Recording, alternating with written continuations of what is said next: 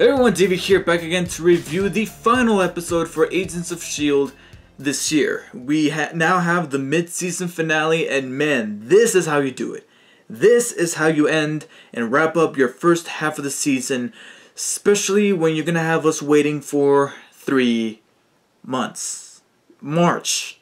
Are you kidding me? I don't really remember the mid-season break to be this long for season 1. I think it was only like a few weeks because they knew that they still needed to develop the show into being something great. But because they now know that people are so geared up to watch Agents of S.H.I.E.L.D. and it has become the show that everybody really enjoys and really likes, I dare say love, then they know, oh yeah, you love our show? Well, we're going to keep you waiting. We're going to keep you waiting and just pull your hair out in anticipation for the mid-season premiere in March. But hey, we at least have something to fill that void in your heart that S.H.I.E.L.D. left you with, Agent Carter. And I will be checking that out, but I don't believe I'll be reviewing that episodically like I've been doing with S.H.I.E.L.D. I'm probably just going to watch the entire first season and then give you guys an overall opinion of what the show is and how it is, whether or not it's up to par with S.H.I.E.L.D. or if it's good in its own right, and that's a review for another day. And I know that I got a request asking to review that episodically, but I just don't feel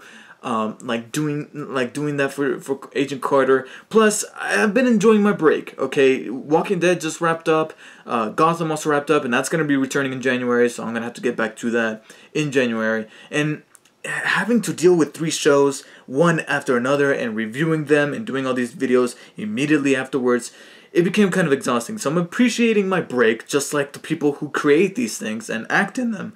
So I'm going to enjoy that, and I'm going to be posting a crap load of video game reviews and also some movie reviews, maybe a few figure reviews here and there to kind of fill in that void once we have our shows return in early next year, in January, February, and March. So that's crazy. We got Gotham in January, Walking Dead in February, and then now S.H.I.E.L.D. in March. So now let's go ahead and talk about this mid-season finale, which was entitled What They Become. And of course, full spoilers for the mid-season finale will follow in this video. And basically, this was a big one. A lot of stuff got unraveled in this episode. An awful lot of big events that the S.H.I.E.L.D. from season 1 could not have pulled off, and the season 1 versions of some of these characters could not have pulled off because of the way that we have attached to them, except for one, and I'll get to him in a second. But the big event in this episode is that we finally get to the entrance of the city that was like the finish line for both S.H.I.E.L.D. and Hydra, and who's gonna get there first. And they come close, but it's certain things ensue that just throws in various wrenches at various gears. And before we get to all the tumultuous and exciting stuff, we also get something that is a little bit more calm and intimate, but very deep for Agents of S.H.I.E.L.D. to do. And that was the first confrontation between Skye and her father. Not only do we learn that her name is actually Daisy, but that entire scene with Kyle MacLachlan and Chloe Bennett, their performances were great, especially on MacLachlan's part, because he was able to balance both sympathetic and creepy at the same time very well. Best day ever. And Chloe Bennett was able to sell that character way more than she could have done in season 1, because the season 1 Skye couldn't have done that character justice here in season 2. I wouldn't have given a damn, but because not only like Coulson told May that May developed her into a better agent, and therefore she's much more capable and is a much stronger character, she has also been given an arc that makes her a sympathetic character, one that you can attach yourself to and feel for. So having her confront her father, you know, you felt the pain between the both parties, you felt the emotion, and it was just a great scene that felt like it went for long, but that's not a bad thing. I'm not using that as a complaint. I'm using that as a way to really sell how deep and emotional that scene was. And Cal, who turns out to be the Doctor's real name, he becomes a tragic character, an even more tragic one when his revenge, what he was seeking after this whole time, gets taken away from him by having Coulson kill Whitehall. Now, the killing of Whitehall, I'll admit, was a little anticlimactic, but at the same time, it was what it stemmed that I thought was pretty interesting. Having Cal's revenge be taken away from him really made him, like I said, a tragic character, and really set him off on Coulson, therefore putting Coulson at risk. And I'm like, oh my god, what's going to happen here? And leaving Coulson in bad shape, and that scene between Coulson and Skye, it was a good one. It was, again, emotional and pretty sad. And gives Skye motivation to go down there and finish this whole thing once and for all. My only nitpick is that Coulson looked in very bad shape. I mean, he was bruised up. And we know that the doctor here is completely inhuman. So he's got these powers that he's able to kill people with his bare hands. And he kept threatening, oh, what I'm going to do to Whitehall is something that I don't want you to see.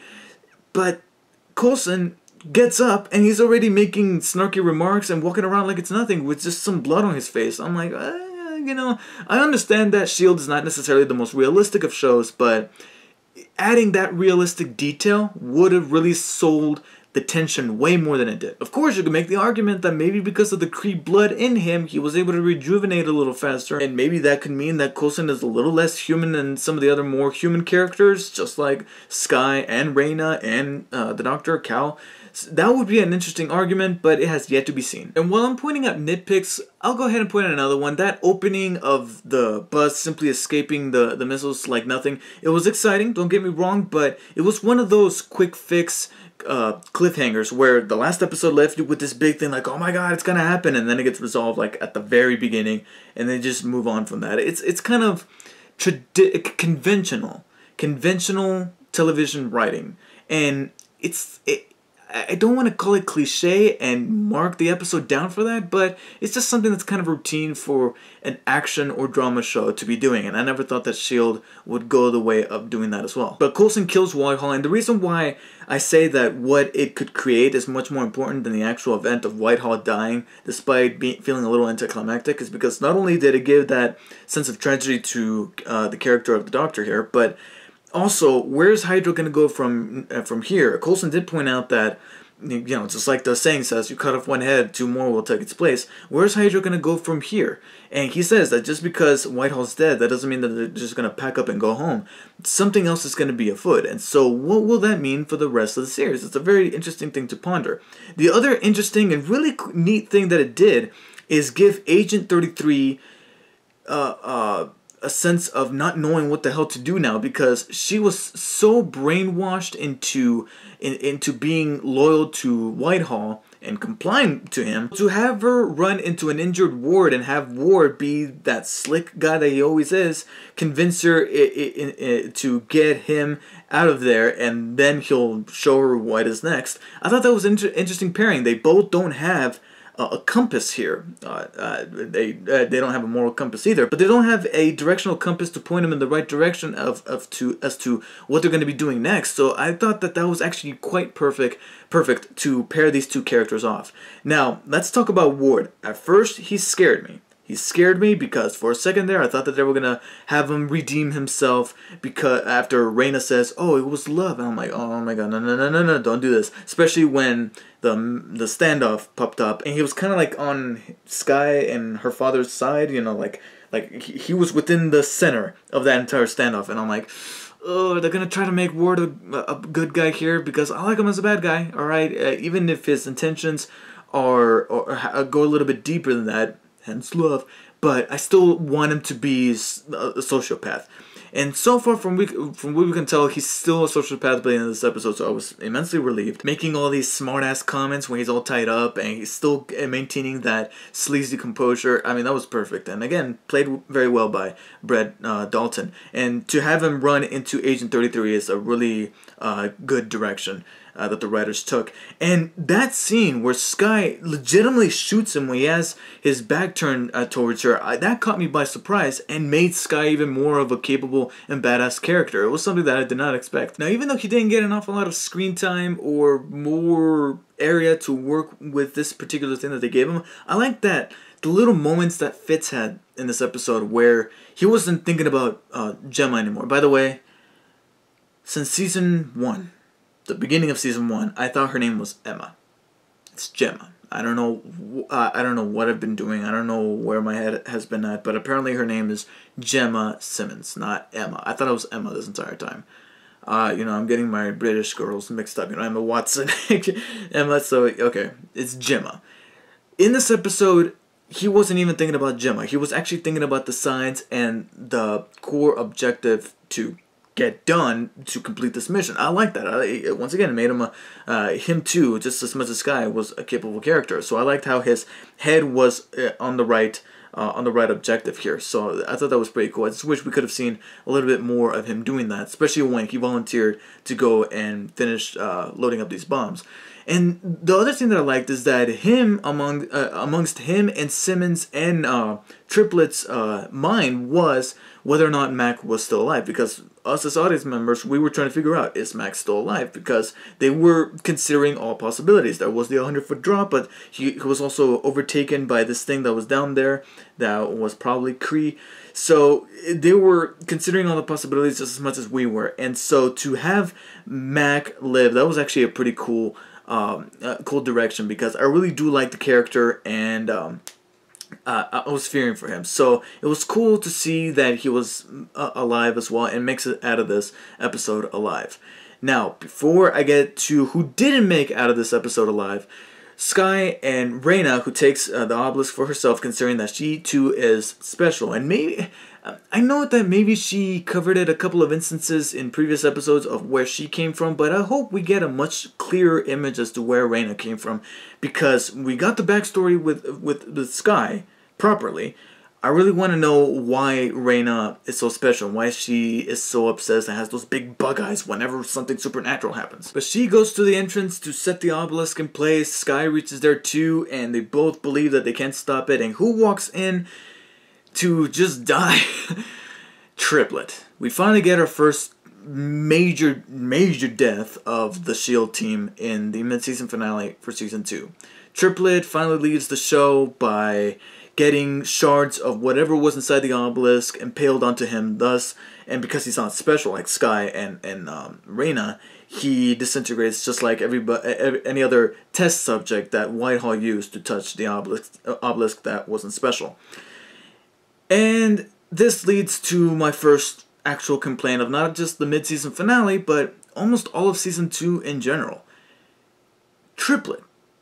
What the hell was he for? Okay, besides manual labor, like literally just being a handyman on the team and getting things done, what else did he bring to the show in terms of like character development or chemistry? Well, I mean, he was a little charismatic, I'll admit that. But besides that, I mean, he was the most expendable. And without getting into spoilers, a recent show did the same thing with a recent character that I particularly did not care for. So when that happened, I'm like, oh, okay, that happened. Same thing with Triplet. And the reason why it's a complaint is it's kind of like a double-sided complaint, where there's the good thing about it, which is that, hey, at least you killed him off. You didn't have him just waste his time lingering around. But on the other hand, you could have given him an arc, and instead you just said, oh, just kill him off. We're not doing anything with him. Just get rid of him. Okay, the actor earned a very decent paycheck and just got out of there after, what was it, like a full season? Because I think he was introduced halfway through Season 1, so dude just got in there and left, practically. And also, it kind of makes the scare of almost killing him in that one episode where the doctor cut his artery and he was bleeding out, it makes that scene pointless, because you kept him alive for a couple of more episodes and now just got rid of him. Okay, you gave me the impression that you were gonna give him something to do in terms of developing him as a character after having him survive through that, only to kill him off here. And, I'm pretty sure that many people are going to disagree with me on this, saying that, oh yeah, I felt sad when Triplet died, but I personally did not feel anything, because the character, the only moment of emotion that he had was when he figured out that Garrett was Hydra back in Season 1. That one shot of him going, no! And then here, where he's like, no! That's all he did. No! I feel bad for that guy, but at the same time, guy probably makes way more money than I do. But what did interest me way more was the fact that Skye and Reina, considering that they were special, and I kind of saw this coming, but the fact that they're special, they were able to break free from that thing, and kind of like a caterpillar turns into a butterfly type of analogy here. Skye, from what we can see, is much more powerful than she was. Now, the strange thing is that she looks completely the same. Even her clothes look nice and all, but she definitely got some sort of power upgrade.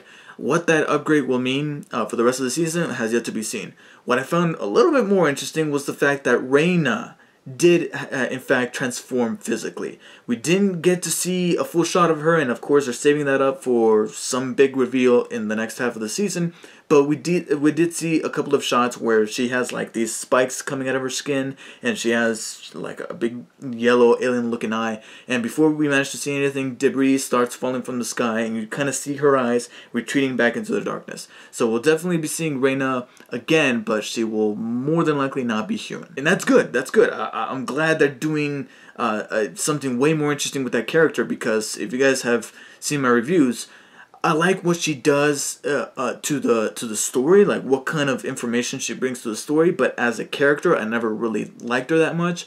So for her to not be human anymore and hopefully add a new dynamic to the character will make her much more interesting for me. And activating the obelisk managed to free Mac of whatever was controlling him, and thus sets the chain of events that is something, because my first impression was that the city was starting to destroy itself, but at the same time, that's what the explosives were for, which I thought was actually going to be the death of Trip, to be honest. I thought that, you know, that one line that Trip had, I don't know if it was Billy or if it was the other brother, but Koenig, Patton Oswalt's character, that one line he says where they have to be, they can't be detonated remotely. I'm like, okay, somebody's gonna have to stay behind and Bruce Willis that thing.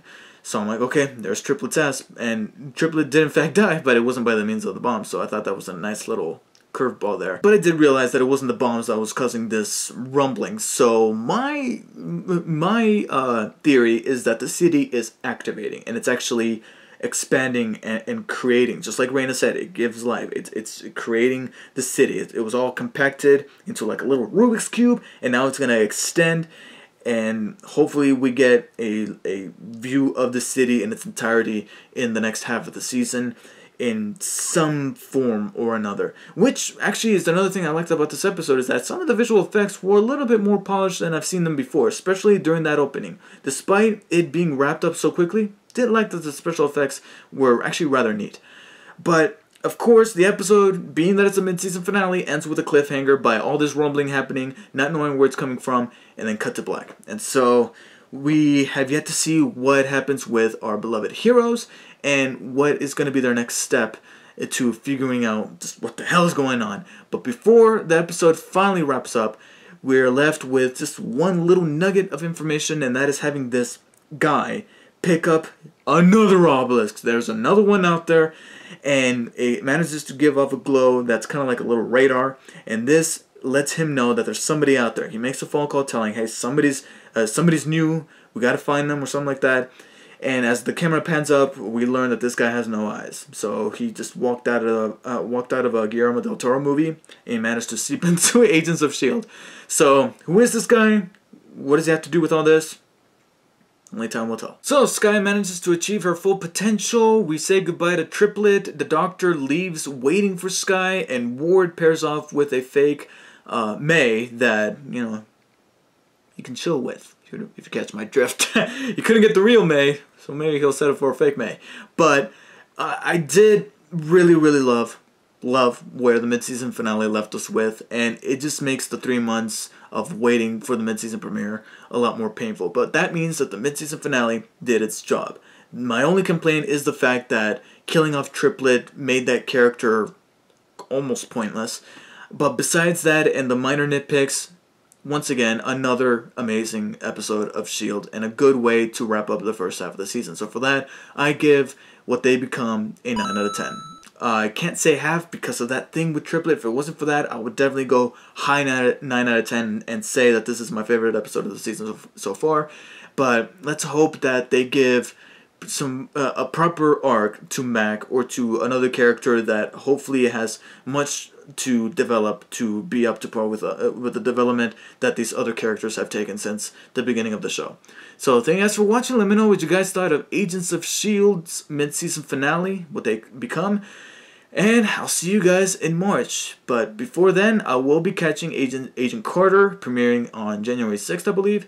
And like I said, right now my plan is to just review it by the end of the season. The entire season 1 once it wraps up, and not episodically, because I really want to enjoy my break. Besides, Gotham is returning then, so I'll be taking care of that episodically. So thank you guys for watching, and I'll see you guys later.